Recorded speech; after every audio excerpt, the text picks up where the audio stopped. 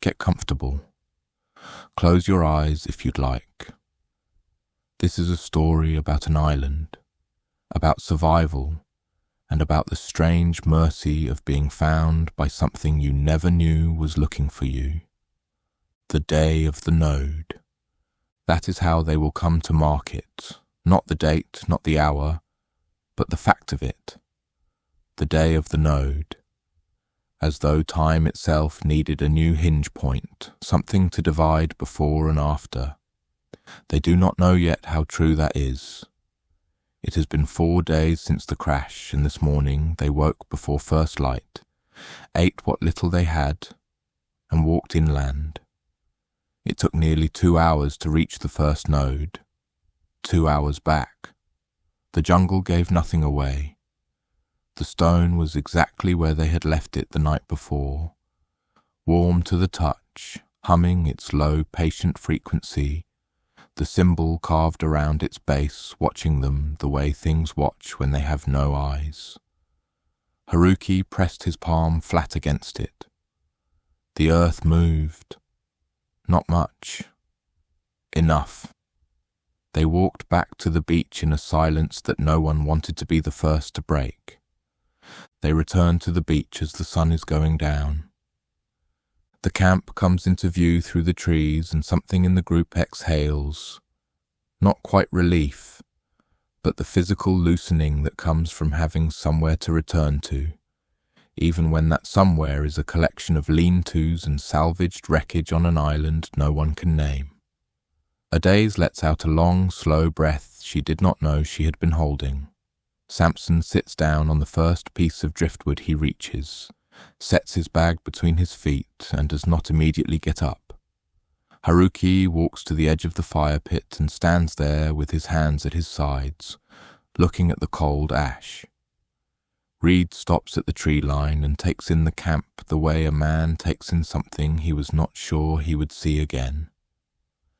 Val walks through it slowly, checking faces, counting without appearing to count, the way she has been doing every time they go anywhere, and come back. They are tired. They are carrying more than their legs account for.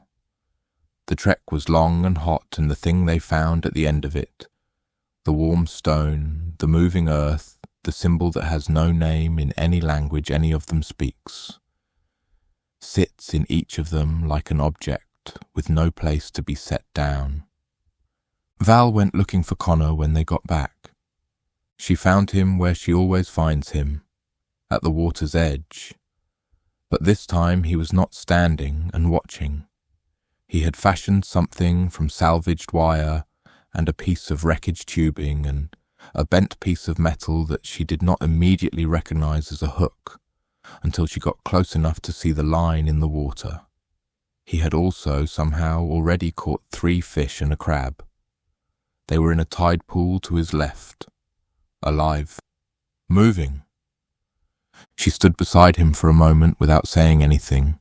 Then she said, "How long have you been at this?" He said, "Couple of hours." Figured people needed to eat something that wasn't out of a foil packet. She looked at the fish. She looked at the improvised rod.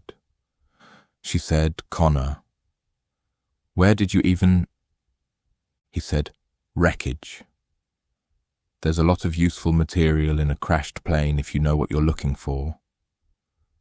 She sat down on a piece of driftwood nearby and watched him for a while. The sun was dropping behind the tree line, painting the water in colours that had no business being that beautiful given the circumstances.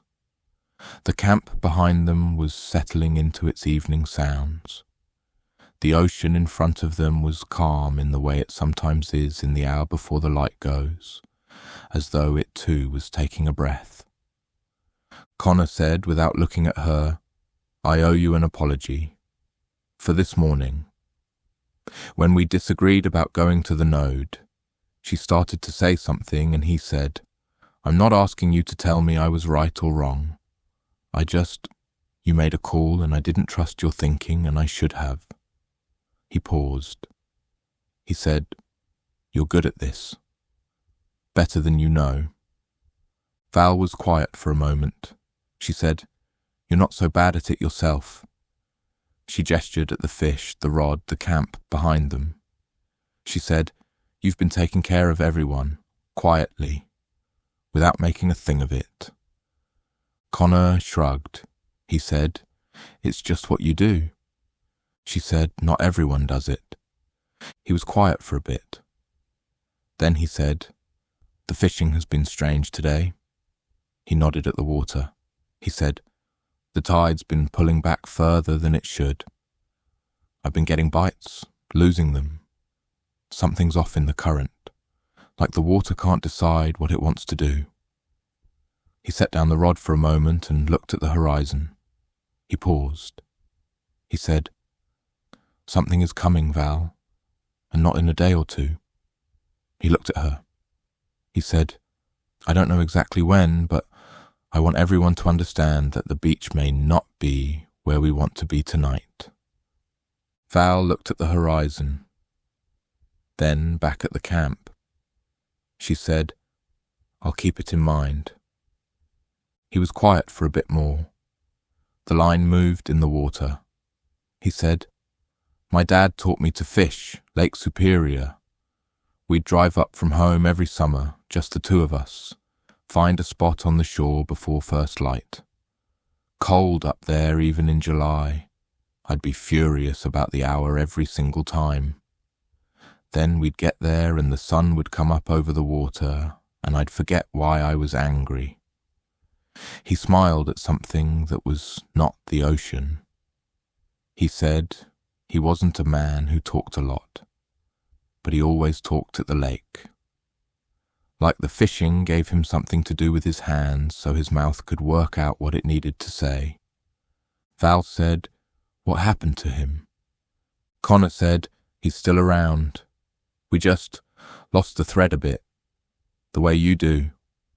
He looked at the line. He said, "I think I'll have something to tell him when I get back." They sat together in the last of the light. The camp came alive behind them, drawn by the smell of something cooking, because Connor had also, without announcing it, already started a fire and already begun to sort out how you cook a fish on a beach with nothing. And for 1 hour, in the space between the node and what was coming, 47 people ate together. Not well, not enough, but together. And that was its own kind of thing. Now it is evening. The fire is low. The food, what there is of it, has been distributed and eaten. 47 people sit in the particular exhausted quiet of people who have spent a day walking towards something they do not fully understand and walking back from it, carrying more questions than they arrived with. Connor sits at the edge of the firelight facing the ocean. He has barely spoken since they ate. Val watches him the way she has learned to watch him in 4 days, not waiting for him to perform calm, but reading what the stillness actually means. Right now, it means he is calculating something. Right now, it means the number he keeps arriving at is not a comfortable one. Val stands up. She does not ask for quiet. She simply stands and the quiet comes, because in 4 days the group has learned that when Val stands, something is about to be said that is worth hearing. She says, "I want to talk about what happened today, about the stone and what we found there." She looks around the arc of faces in the firelight. She says, "Some of you were there. Most of you weren't.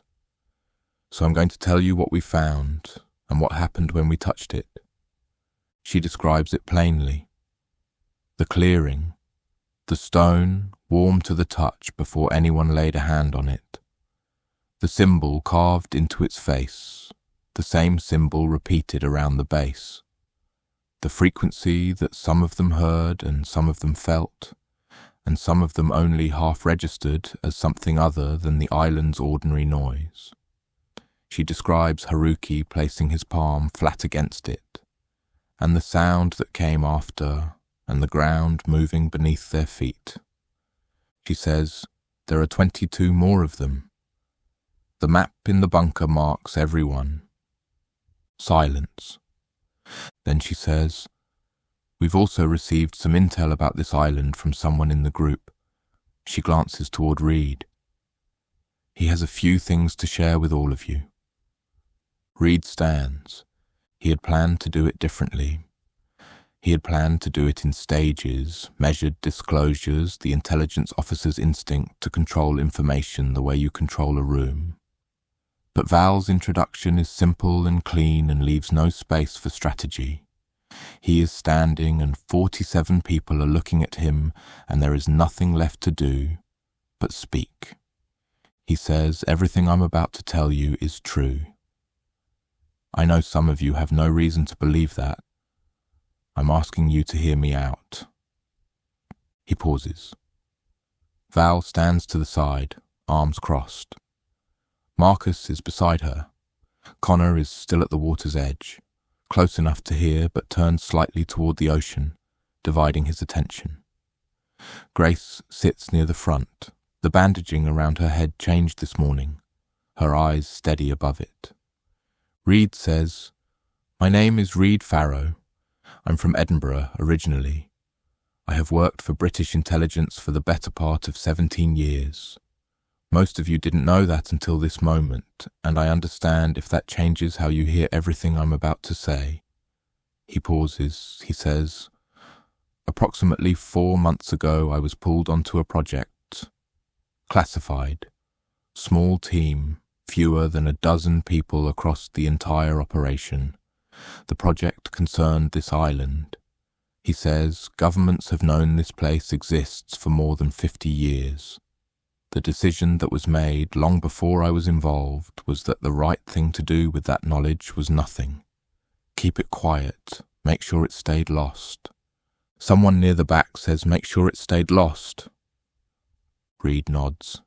He says, "The stones, the nodes, as some of you have been calling them, are not natural formations.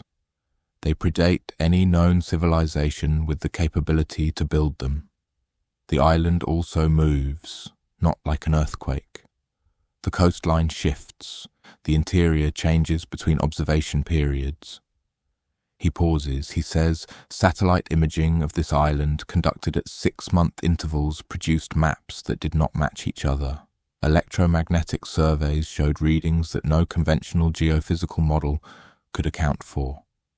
Thermal imaging at the node sites detected subsurface temperatures so elevated they should not exist at that depth.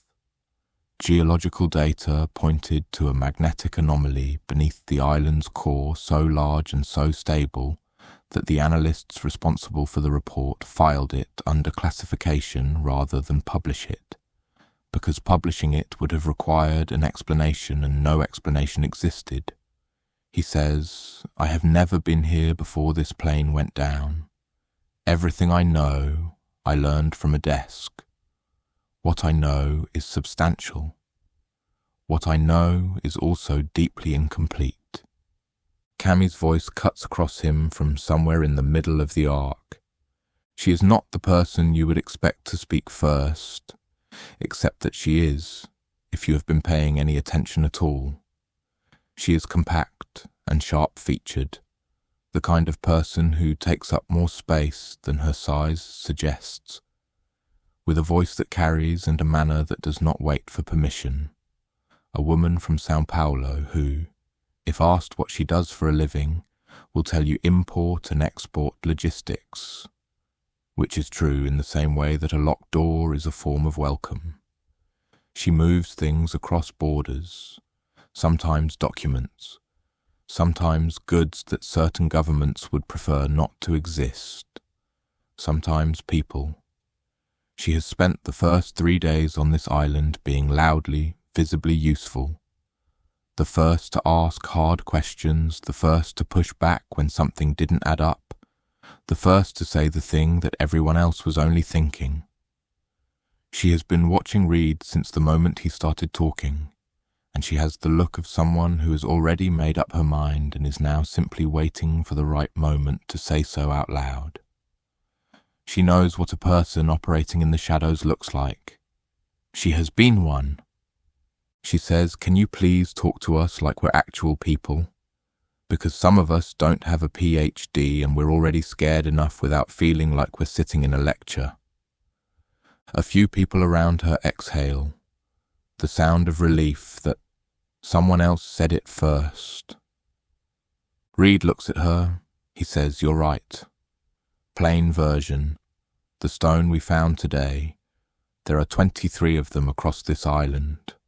Warm to the touch. Covered in a symbol nobody has ever seen anywhere else on Earth. The island moves in ways no map can keep up with. There was a research group here decades ago trying to understand it. They called themselves the Dharma Initiative. They were here for nearly 20 years. Then they weren't. The files on what happened end with one line: event classified, access restricted, archive closed. Cammy says, "Okay. And you knew all of this before you got on the plane?" Reed says, "Yes." Cammy says, "So you knew about a mysterious island that governments have been hiding for 50 years and makes people disappear, and you just happened to be on a flight that crashed here." The fire pops. The ark is very quiet. Reed says, "I don't know." He says it plainly, without flinching from it. He says, "I've been asking myself that question for 3 days. I believe it's possible, likely even, that I was placed on that flight by the same agency that briefed me on this island. I cannot prove that. I have no evidence. What I can tell you is that I did not board that plane knowing it was going to go down, and I did not board it knowing we would end up here." He pauses. He says, "I understand that is not a satisfying answer." Cammy says, "No, it isn't." She lets that sit for a moment. Then she says, "So, your own agency may have put you on a plane that crashed on a mysterious island that they've been hiding for 50 years. And you're asking us to trust you." Renata's voice comes from the right side of the ark, low and precise. She has been sitting apart from the main group since the briefing began, as she tends to do, watching. She says, "She's right. He knew what this place was, he knew what it could do. And now we're here, and he just happened to be on the plane, and he waited 3 days to tell any of us any of this." She pauses. She says, "I'm not saying I know what that means. I'm saying it's worth asking." A murmur moves through the group. Not agreement exactly, but something loosening. The sound of people who have been holding a question privately now finding out they are not alone in holding it. Some faces turn toward Reed, some turn toward Val, some look at the fire. Val says, "We hear you, both of you." These are fair questions and Reed is going to keep answering them. But right now, Cammy says, "Why do you believe him?" Val stops. Cammy says, "You've known him for 3 days, same as the rest of us. What does he know about this island that made you decide he's trustworthy? Because from where I'm sitting, you've been treating him like he's on the team since day one, and I'd like to understand why."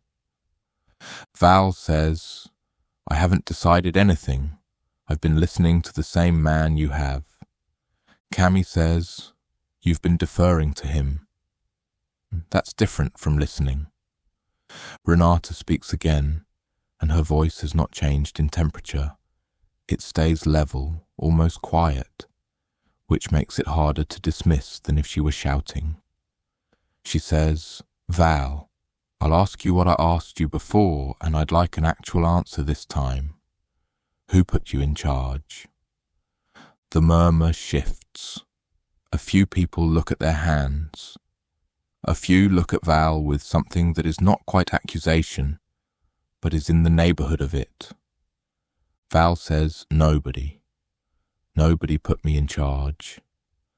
Renata says, Then maybe step back and let the rest of us ask our questions. Connor's voice comes from the water's edge. It is not loud. It does not need to be. He says, "Stop. Everyone stop talking and look at the water. The tide line is wrong. It has been wrong since they returned from the node, pulled back further than it should be, but in the last 2 minutes it has moved again. Further out. Much further. Dark, wet sand glistens in the moonlight, exposed ground that should never be exposed, stretching toward the horizon. And the water at the far edge of it is not flat anymore. It is rising, miles out, a darkness on the water that is moving and is not a cloud, and is not a wave in any ordinary sense of the word." Connor says, and his voice is different from any voice any of them have heard him use in 3 days. Stripped of everything except the information itself. Everyone needs to move to the tree line right now. Leave everything. Do not stop. Move. Someone near the back says, "What? Why?" Connor turns. He points at the horizon. He says, "Do you see that? Go." They see it. The argument about Reed ends instantly, the way arguments end when something larger arrives to make them irrelevant. The arc breaks apart. People move. Some move immediately, cleanly, because the authority in Connor's voice leaves no room for interpretation. Others hesitate. A woman bends to grab her backpack. A man reaches for the bag at his feet. Someone says, "Wait, my photographs, wait." Val is already moving through the camp. She says, "Leave it." She says it without breaking stride, without raising her voice past what is needed. She says, "Leave it, leave it, leave it." A man holds up a canvas bag and says, "But this is everything I have." And she looks at him and says, "You are everything you have. Go." Connor is at the rear, making sure no one stays behind, watching the horizon the way you watch something you cannot afford to look away from. The wave is closer than it was 30 seconds ago. It does not look like a wave anymore. It looks like weather, like a change in the nature of the ocean itself, like the sea has decided to be something other than what it has always been. He says to no one in particular, under his breath, "Come on, come on." The last person clears the camp and starts up the slope. Connor follows. Throughout the briefing, Haruki had been beside Tendai, moving his hands in the small improvised sign language they have developed between them. Miming an island, dots on sand, a man at a desk, open palms meaning gone, unknown. Tendai had watched all of it with his full and patient attention. When Haruki opened his hands at the end, Tendai said something in Shona, low and certain, not to anyone in particular. Haruki did not understand the words. They looked at each other for a moment, the boy and the old man with the wounded leg, and something passed between them that needed no translation. Now Haruki takes Tendai's arm and they move towards the tree line together, as fast as the leg will allow. It is not fast enough. Val says to Haruki later, "What did you think he said? Back there, at the briefing, when you opened your hands." Haruki says, "I don't know." But he didn't look scared. He looked like he already knew. They are 2/3 of the way up the slope when the water arrives. It does not arrive the way storms arrive. There is no gradual sequence of worsening conditions. The wave hits the beach, and the storm follows it, as though the two were always the same thing.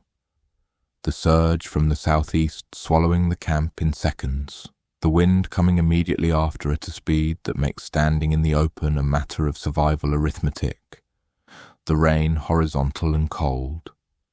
The palm trees at the beach's edge bend to angles that look unsurvivable, and then survive anyway. roots older than anyone standing here. The lean-tos go first, those careful constructions of 4 days, the branches and salvaged tarpaulin and wreckage panels that people had arranged and rearranged and argued over, pulled apart and taken as though they were never there. The fire pit, the food stores, everything gone in under a minute. The water climbs the slope, slower now but still moving, reaching for whatever it hasn't taken yet. Most of the group has made it to the tree line. Tendai has not. He goes down on the slope, his bad leg a hidden root, the rain making the ground treacherous, and he goes down hard. By the time Reed registers what has happened, the leading edge of the surge has already reached them. Not the full force of it, not up here, but enough. Enough to take a man who is already on the ground, whose leg will not hold him, whose hands find nothing to grip in the wet grass. The water takes him. Reed goes in after him without thinking. That is the only accurate way to describe it. Without thinking, because if he had thought about it, the calculation would have told him to stay on the slope and watch. The water is cold and fast and full of debris. Pieces of the lean-tos, luggage, sections of wreckage they had been using as windbreaks. And it does not distinguish between a man trying to save someone and the man being saved. He gets a hand on Tendai's arm, loses it, gets it again. Connor hits the water 10 seconds behind him. He does not go in the way Reed went in. Impulsive, straight into the current. Connor enters at an angle, reading the water the way he reads all moving things, finding the line that gives him the most control. He has done this before, or something close enough that his body knows what to do while his mind is still catching up. He reaches Reed first, gets a grip on his collar, uses him as a fixed point, and reaches past him toward Tendai. Tendai is conscious. That is the thing that will stay with both of them afterward, that through all of it, through the cold and the current and the debris, Tendai is conscious and his eyes are open and he is not panicking. He is looking at them with the same patient, exhausted attention he has brought to everything on this island, as though even now he is simply watching, waiting to understand. Connor gets both hands on him, pulls. The current does not want to give him up. Val is on the slope above them with 2 other survivors, Zach and his sister Elise, who have not spoken much about where they came from or why they were on that plane, and who have spent 3 days being quietly present in a way that is starting to feel like something other than coincidence. Val doesn't ask them. She grabs Zach by the arm and points down the slope and says, "I need you both right now. Move." They move. They find a length of cargo strap from a broken suitcase. Val throws one end down. Connor catches it on the second try. For a moment, for one long, terrible, almost moment, it seems like it is going to work. Connor has him. Reed has Connor. Val and Zach and Elise have the strap. The math of it is almost right. Tendai's eyes are still open, still present, still carrying that particular quality of patient attention that has defined every moment of his 4 days on this island. He is looking at Connor. He is looking at Reed. He is not afraid. Then the second surge comes. It is smaller than the first, but it doesn't need to be larger. It hits the slope at an angle, finds the places where footing was already uncertain, and in the space of 3 seconds everything comes apart. Connor loses his grip. The strap goes taut and then slack. Reed goes under briefly, comes up, he reaches and finds nothing. The water takes Tendai out toward the dark. Connor goes after him. He swims hard into the current, past the debris, past the point where a reasonable person would have turned back. Reed is behind him, doing the same, both of them searching the churning dark surface for a shape, a hand, anything. The rain comes down. The wind comes sideways. The ocean does not give back what it has taken. Val is screaming their names from the slope. Connor does not stop until something, exhaustion, the current, some animal part of the brain that knows before the rest of it does, makes him stop. He treads water in the dark. He looks around at the surface of the ocean. He looks for a very long time. Reed stops beside him. They are both breathing hard. The rain comes down on both of them. Neither of them says anything. There is nothing to say. There is only the ocean and the storm and the absence where Tendai was. They make it back to the slope. Val and Zack pull them out. Connor sits on the wet ground and does not move for a long time. Reed crouches a few feet away, his hands on his knees, looking at the water. He does not look away from it. It is not clear what he is looking for. It is clear he will not find it. Haruki is at the top of the slope. He has been there since Tendai went down. He is sitting in the mud with his knees pulled to his chest and his face turned towards the ocean, and he does not make a sound. He simply sits there in the rain, in the place where the language between them had been, in the silence that has replaced it. The storm does not care. It continues. And then the lightning comes. Cammy is standing at the edge of the shelter when it happens, not doing anything in particular, not going anywhere. She is simply there the way people are simply somewhere when something finds them, standing between two trees at the outer edge of where the group has gathered, a gap in the canopy just wide enough to let the sky in. She is watching the storm the way she watches most things, directly, without flinching, as though looking away would be a form of losing. The strike, when it comes, is not like lightning in any ordinary sense of the word. It is a sound first, a crack so enormous and so close that it is less like hearing and more like being struck yourself, a concussive boom that compresses the air and punches through the chest and snaps every head in the group away from the dark water where Tendai had been lost and toward the trees. The flash comes a fraction of a second later, or maybe simultaneous.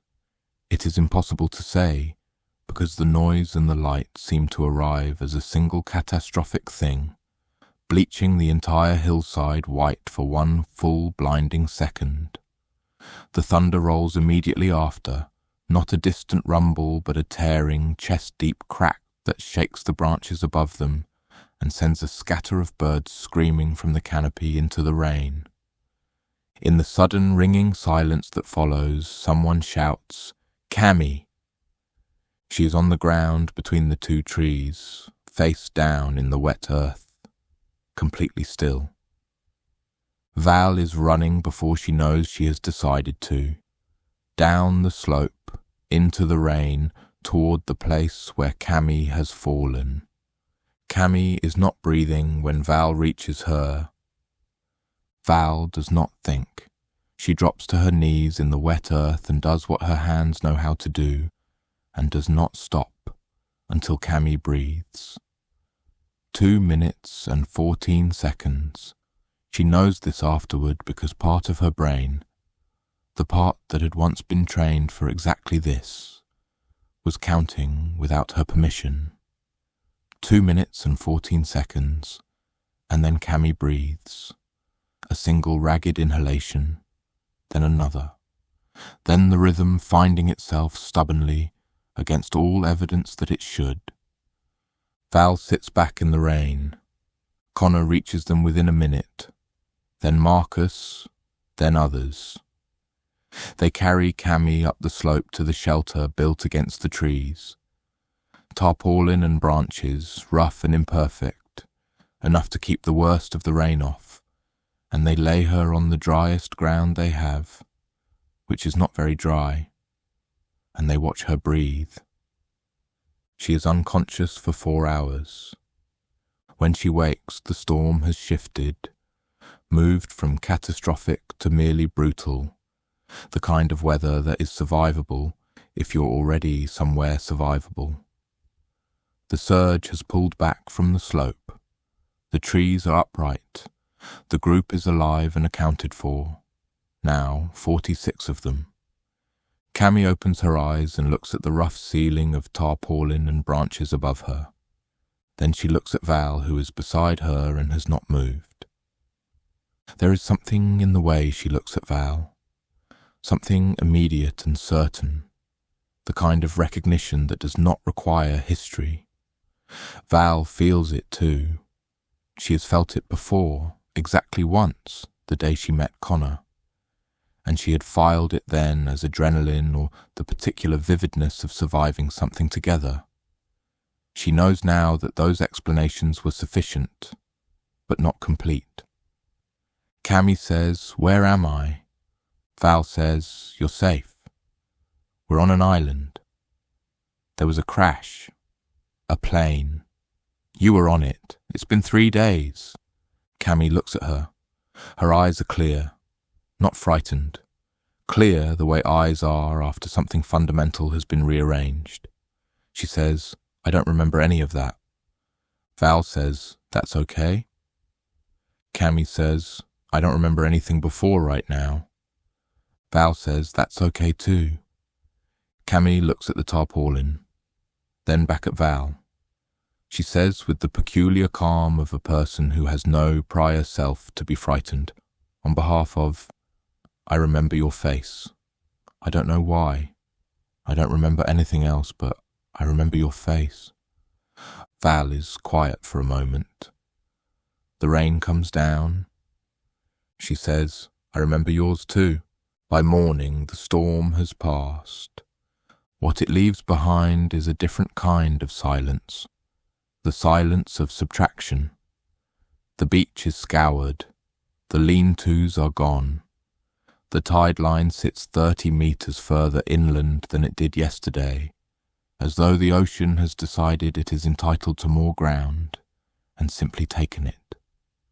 The food is gone. The fire pit is gone. What remains is what they managed to grab in the frantic minutes before the surge. Some water containers, the tools from the bunker, the map in a Daisy's bag, the knowledge Reed put into the air, which cannot be unheard. The question surfaces before the sun does. It is Samson who says it first, quietly, to no one in particular, sitting with his back against a tree, his makeshift sling soaked with rainwater, and looking at what used to be the camp. He says, "The stone." He says it the way you say something you've been turning over for hours, and have finally decided you're allowed to say out loud. Adaze looks at him. He says, "We touched it, and the ground shook. And then this." He gestures at the beach, the ruined camp, all of it. Adaze says, "The earthquake was small, a tremor. A tsunami needs a much larger seismic event, deep underwater. The two things are not necessarily," Samson says, "are not necessarily connected." He nods slowly. He says, "But..." Adaze is quiet for a moment. She says, "But the island's electromagnetic properties are unlike anything in the documented geological record. The files Reed described, the thermal readings at each node, the way the coastline shifts, none of that follows normal geophysical rules." She pauses. She says, "I don't know. I want to tell you no. I don't know." Reed has been listening from a few feet away. He says, "The files noted something. A term they used was cascade activation. The theory, and it was only a theory, the data was incomplete, was that direct contact with a node could initiate a sequence, not just locally, across the network. Val says a sequence of what? Reed says they didn't know. The notation just said, "Do not touch." The silence that follows is the particular silence of people absorbing information they cannot unlearn. Haruki says from the tree line, "So we did this." No one answers, which is its own kind of answer. Reed gently places his palm on Haruki's shoulder, hoping to comfort the boy. Connor stands at the tree line and looks at what the ocean has done. Val comes to stand beside him. After a while, she says, "So?" Connor says, "We can't go back to the beach. Even if we rebuild, the next surge takes it. The island showed us where the shoreline is now." Val says, "The bunker." Connor says, "Good for 10, maybe 15. We have 46 now." Val says, "So we go inland." Connor looks at the trees, dense and tall, the light through them green, gold, and very old. The kind of place that is indifferent to human presence without being hostile to it. The kind of place that could be made into something, given time and the right hands. He says, "The bunker becomes our medical station. We find elevated ground, flat enough, water nearby. We build." Val says, "Connor, can we do this?" He's quiet for a moment. 46 people. 3 days of no real sleep, not enough food, shock and grief, and now this. The calculation of whether a group of people who did not choose each other can choose each other now, when it is the only option that leads to being alive next week. He says, "I think we have to find out." He turns back toward the group. He says, "Let's go tell them." They move inland later that morning. 46 people in a loose procession through the trees carrying what they have. Connor leads. He has not spoken much since the water. He walks the way a man walks when he is putting one foot in front of the other, because stopping is not an option and everything else is noise. Edes walks with the map. Val walks beside Cammy, who asks careful, quiet questions about the people around her, about the crash, about the island. She does not ask about herself. Val notices this and says nothing about it. There will be time. Reed walks near the middle of the procession. Haruki walks alone at the back. He has barely spoken since Tendai went down. He walks with his eyes on the ground in front of him, the way a person walks when they are not fully inhabiting the act of walking. Present enough to move, absent enough that the movement requires no thought. Somewhere behind his eyes something has been turning over and over since the moment the water took Tendai. A loop he cannot interrupt. He pressed his hand to the stone. The ground shook. The ocean came. Reed falls back in the procession until he is walking beside him. He does not say anything at first. They walk together in silence through the old-growth trees, the light filtering green-gold through the canopy above them, the sound of the ocean fading behind them with each step. Then Reed says quietly, "It wasn't the stone." Haruki looks at him.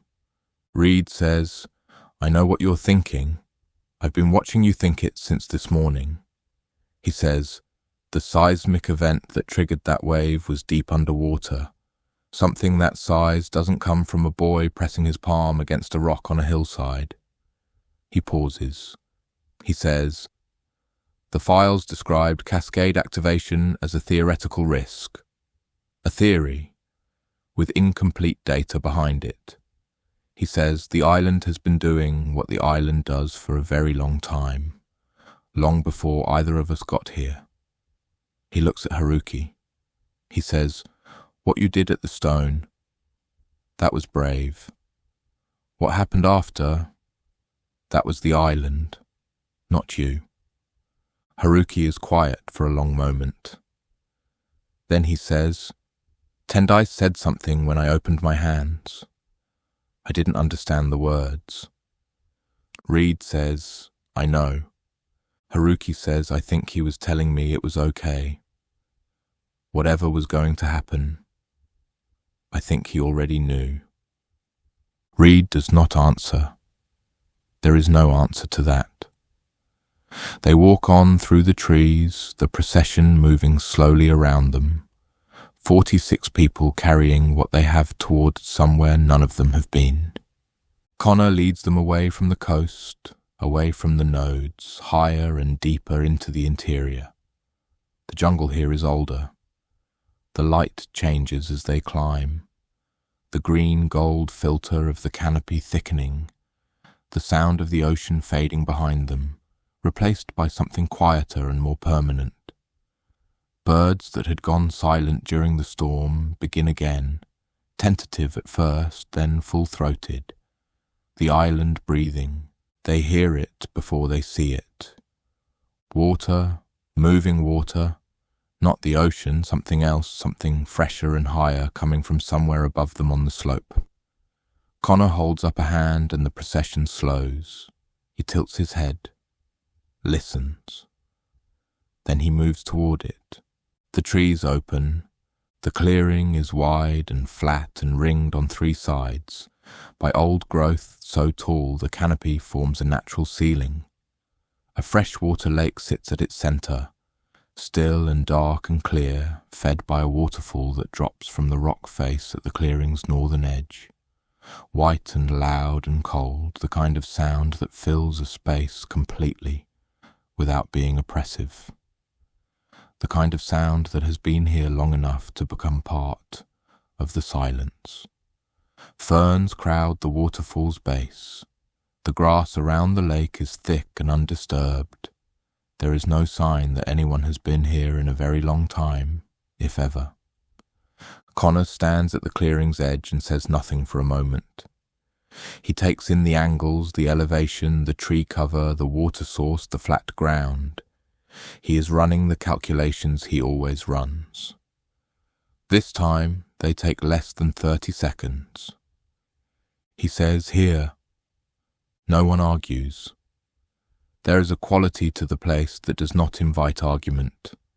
Not the eerie stillness of the nodes, not the wrong stillness of the ocean this morning, but something warmer and older than either of those. The stillness of a place that has simply been waiting, without urgency, in the way that only very old places can wait. People set down what they are carrying. Someone walks to the lake's edge and crouches and touches the water and looks up. Someone else finds a flat rock and sits on it and puts their face in their hands. Not crying, just resting. Just letting the weight of 4 days settle somewhere other than their legs. Grace walks to the waterfall and stands close enough to feel the spray and closes her eyes. Adais opens the map.